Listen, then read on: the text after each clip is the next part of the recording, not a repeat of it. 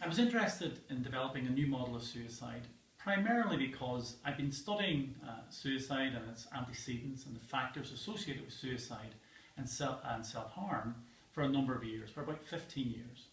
And really what I was interested in was trying to understand how the different research approaches, the existing theoretical models, really came together. To my mind, there was a lot of research out there, but often we weren't building on the existing evidence base. Oftentimes you weren't learning from the research of others. So the aim of my sort of idea of developing the model was, what are the commonalities?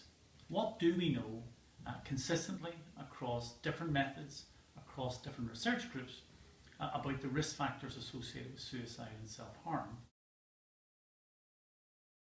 And secondly, what can the field of health psychology add to our understanding of suicide and self-harm? Now, the reason I was interested in health psychology particularly is, well, A, I'm a health psychologist, but B, because I consider both suicide and self-harm as behaviours first and foremost, not simply as epiphenomena of psychiatric or mental disorders, but rather as behaviours in their own right.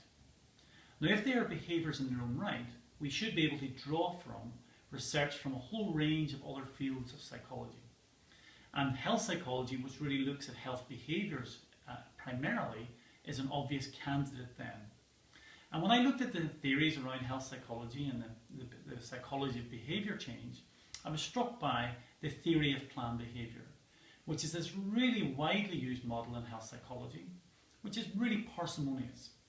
It argues simply that if you're trying to predict any behaviour, the proximal predictor of that behaviour is your intention to engage in that behaviour.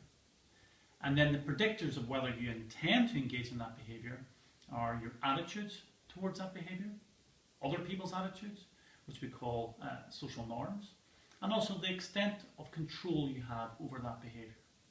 Now, I thought this is particularly pertinent to the case of suicide and self-harm, is because already in the literature we talk about the distinction between people having suicidal thoughts or intention to engage in suicidal behaviour, and those individuals who engage in actual suicide attempts or actual self.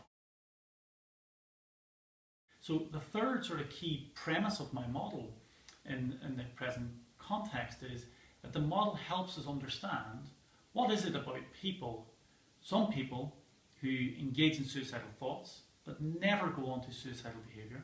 What is it about is different about that group of people from those individuals who act on their thoughts?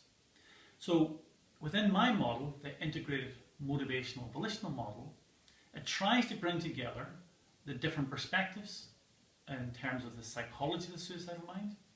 It tries to help us understand how both psychology and genetics, as well as social factors and cultural factors, how they inform our thinking, how they come together to increase risk of suicide, and how, if we have a comprehensive, integrated model of suicide, that can A, help us better understand the suicidal mind, and B, help us understand how we can develop interventions, more effective interventions, to reduce risk of suicide.